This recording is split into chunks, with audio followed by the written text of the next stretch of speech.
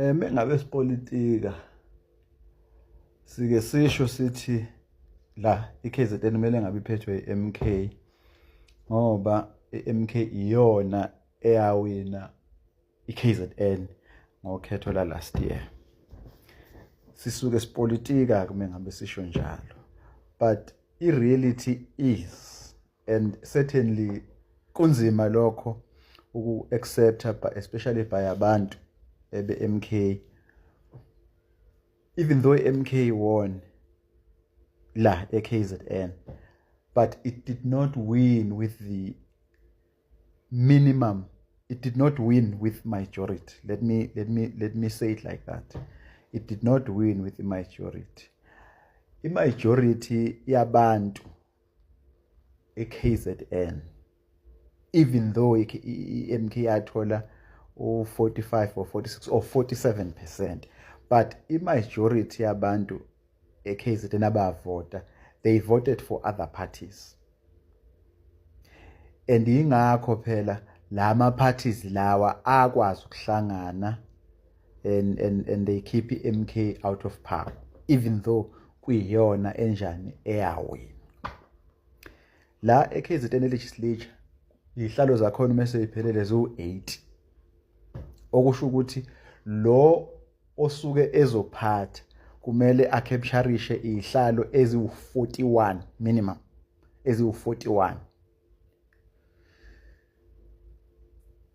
Now lezo ihlalo ke njengoba nje kuphethe iGPU elidwa iIFP, kube iANC, kube iDA, bese kuba iNFP. Ingoba ihlalo zabo mengabe uyihlanganisa zonke ziyawenza lo 41 lo. Kanti MK yona ngepercentage yayo yakwazi ukucaptureisha ihlalo engaki eziwu-37. Ihlalo eziwu-37. Which means majority ingale ikulolu mbimbi lolu le GPU le ingale. Yabo. Now kusasa ke motion of no confidence against Premier uThami Ntuli. And kunabantu asebeqagula, abaqagulayo ukuthi hayi MK izophumelela kulento le eyenzayo. Kunabantu abaqagulayo lokho, and I think baqagula lokho ngoba babone ngazuthi ama negotiations between MK and EFF ahamba kahle, but EFF ina 2 seats, which if we add an MK they make 39, and abanye bayabona ichance yokuthi mhlambe iNFP, National Freedom Party, ingayiswing ivote yayo isuse ngala iyise ngale ku MK EFF coalition. But NFP only has 1 seat. It means uma ngabe usuhlanganisa konke lokho kwenza ama seat amangaka awu-40, oku-50% of ama seat ase legislature, nangale kusala 40 seats ngoba IFP plus ANC plus IFP got 15, ANC got 14, DA got 11. And if ukuhlanganisa lokho you get uthola 40 seats. Uthola 40 seats, which is 50% of. So lapho uma ngabe iFF izoyangala njalo iNFP izoyangala lokho kudala istalemate kahle kudala ini, kudala istalemate, and there is a chance ke bakwethu ukuthi iEFF ingayicommit ekutheni izohamba neMK, idoba bani, idobe iNFP, khona iNFP izophuma lapha kuGPU iye ngala, and on the 11th hour EFF ivele iswitch to iye ngala ngoba phela EFF is not a stranger to work with DA or ANC. They can just easily switch their vote aye ngala or IFP aye ngala, and then bazoba sebebani ngakubeba na 42 kusala 38 ngala ozoba iopposition. If ufuna ukuwina nge-majority kumele uthole 51%, simple as the minimum of 51%. Without that, it means laba abangale ngoba uma ngabe usukuhlanganisa okwabo okuncane abakutholile compared to wena bayakuhlula wena yabo bayakuhlula wena ku-national yabona nje njengoba nje i-ANC yathola u-40%. i-ANC yathola u-40%, yebo iyona yawina ukhetho ku-national, but ayivotelwanga i-majority in that i-majority voted for other parties. Ukuba kuthiwa-ke ayethanda lawo ma-political parties ayengahlangana and keep i-ANC out of power. Fortunately for i-ANC, it was smart enough to be in front of that whole situation. Yabo.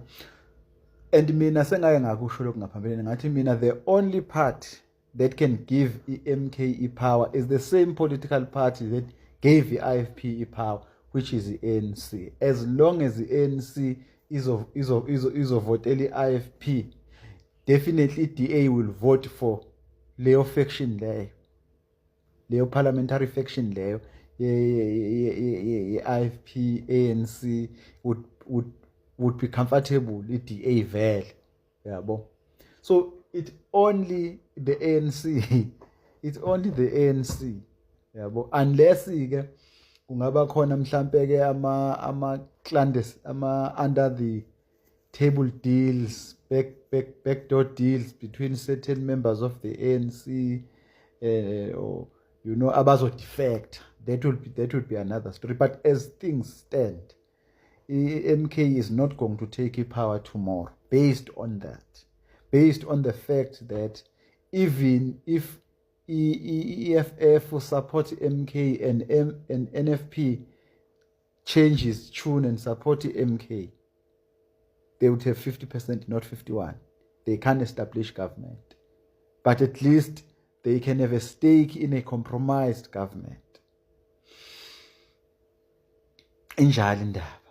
Bese ngiye kule ye-NFP lapha, even though i-NFP national, as we have heard President we-NFP Ivan Barnes sebefuna bona ukusupport i-MK, but umama uMbalishini uyena uchairperson wala e-KZN, and I don't foresee umama uMbalishini supporting MK because umama uMbalishini is part of the GPU, and lapha kule coalition engabe siqalwa with MK and EFF, she's not guaranteed anything. She's not guaranteed that she will retain a post. She's not guaranteed anything.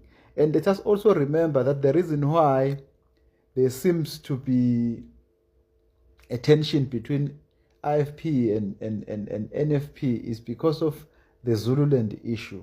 Angithi Ivan Barnes was supposed to be appointed or voted as a mayor of Zululand since umfundisi uThula Sizwe washiya wahamba uba uminister wakaCourt.